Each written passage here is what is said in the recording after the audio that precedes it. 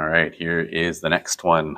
We're analyzing Newton's laws, continuing here, and continuing doing that, I should say. We're going to look at Newton's laws and trains. So if there's any train enthusiasts or Big Bang Theory enthusiasts, Sheldon would approve for sure. And my computer apparently is too fast for that GIF or GIF or whatever you want to call it. Anyways, so my ongoing effort to try and make it possible or encourage you to sort of see physics in the world around you, see a train accelerating along a track and or just moving along a track, whatever, right? This in this case, constant velocity actually. Picture the forces between the train cars and the sizes and so on. Each car has a mass of 10,000 kilograms and the engine 60,000 kilograms. What is the net force needed for a constant velocity? So kind of value would that be? What would your process be for? What would your process be for determining that? Right. So think a little bit about that, and hopefully you're recognizing that it's a trick question, as it would be zero, right? Constant velocity, zero, net force, period. Doesn't mean there's no forces needed, but the trick is here F net, right? Be zero for constant velocity. So obviously you're going to have forces to combat friction. But if you're just traveling with constant velocity, that's all you need. You just need enough to combat friction and you'll stay going at a constant rate. So good job if you got that. If you didn't, don't feel bad. It's because you're a human and you just have to be exposed to it a couple more times and you'll start to recognize that. Constant velocity, zero net force. Doesn't mean there aren't forces, okay? So let's look at those forces. If you think about, something that doesn't matter, but I mean, just out of curiosity here, if you look at the gravity force of this, the grand total of, 638,000 newtons of gravity force, but we're not trying to lift the thing, right? So that doesn't matter. It doesn't matter how much gravity force is on it. We're not trying to lift it. We're just trying to push it sideways, right? So obviously it matters if you're trying to go up a hill. That's why trains generally are tracks that try to be on as level ground as possible. So if you're looking at the applied force, let's say there was a 50,000 Newton force. That isn't actually that much, right? But again, if it's frictionless, it'll cause acceleration, right? So if there's no friction, right, we know we'll get acceleration. And so just move this up here. What would we have? Well, we'd have, forces along the way. We'd have a force on car 1 and a force on car 2 and a force on car 3 and so on. And we want to be able to figure out those values. And that's something we definitely can do.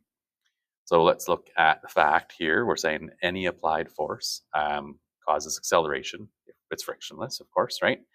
But any net force causes acceleration. There's no buts, right? I'm trying to make sure you realize that if there's an applied force, if there's a net force, I should say, really, if there's a net force, right, you're going to have acceleration. So if there's frictionless, that would mean any applied force cause it. So I tried to keep you hanging there as like, but in this case, no, there's no buts, right? You have a net force, you have acceleration. So let's look at that. We've got a net force of 50,000 newtons on this thing. So there's no friction forces. So if we add up all of our masses and we divide out, we get that will cause an acceleration of 0.45 meters per second squared. That'd be noticeable, very noticeable. Okay, be going, at a 0.45 of a meter every second after 1 second, and then another, and so on. Right, so that might be pretty reasonable, for the amount of acceleration at some point. What wouldn't be reasonable, of course, is the force, right? Obviously, there's going to be some friction along the way, but maybe not as much as we think, right? Who knows? And so, what if we had only 100 newtons on this thing? It'd be, you can do that with just you pushing on the train. Obviously, it's not going to make it accelerate. But if there was frictionless, it would accelerate just a small amount. All right. So determining the values. We know, as we've been analyzing, right, we know the acceleration of the entire system is 0.45 meters per second squared in this scenario. And so if we look at just the engine, for example, right, on the engine, we have a net force of 27,000 newtons.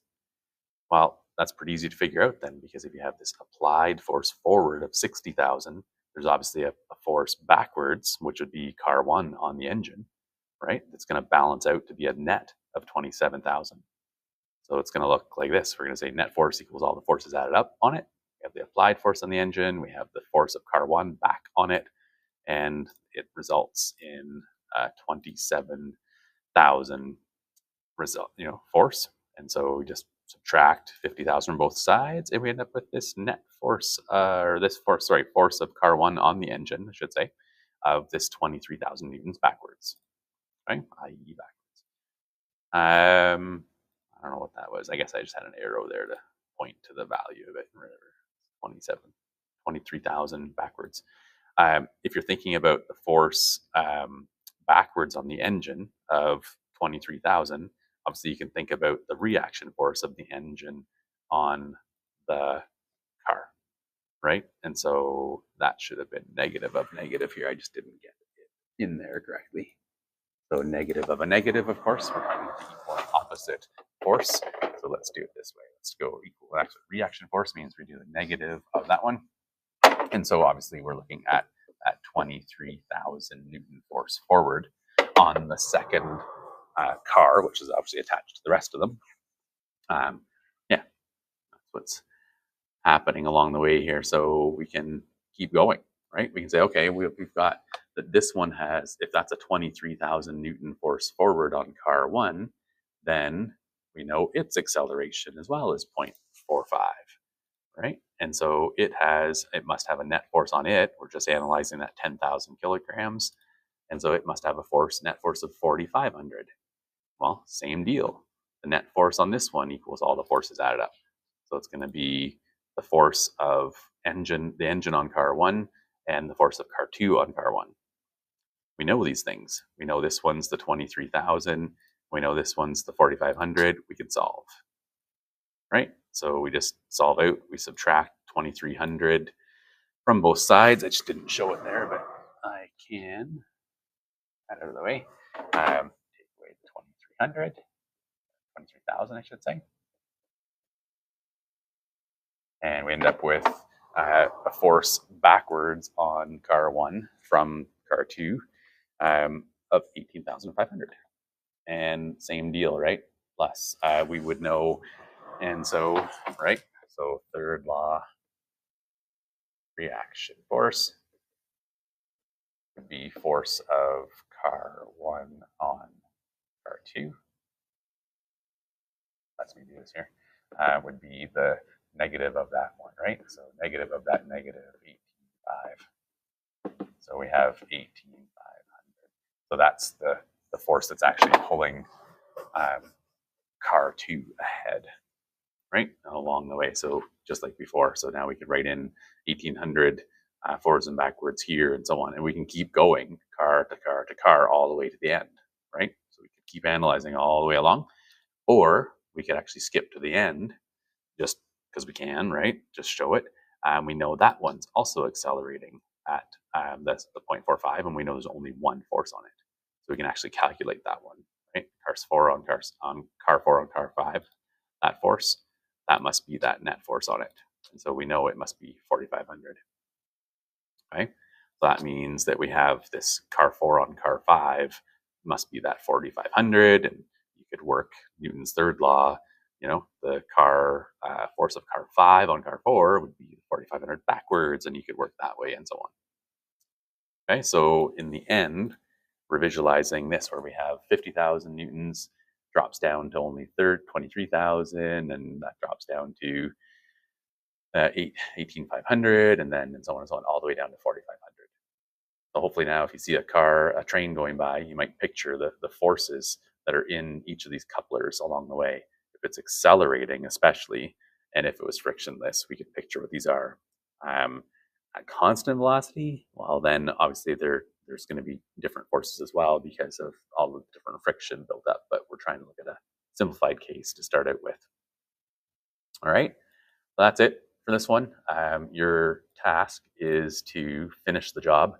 So get the force between car 2 and car 3, the force between car 4 and car 5, 2 and 3, 3 and 4, sorry, and then verify that force on the caboose or the car 5. So by analyzing car 4, you could figure out what that force would be. You should be able to figure out that should match, obviously, to be 4,500. All right. I haven't ran those numbers yet, so I'll be looking for your answers to confirm that. All right. That's it. Thanks for watching.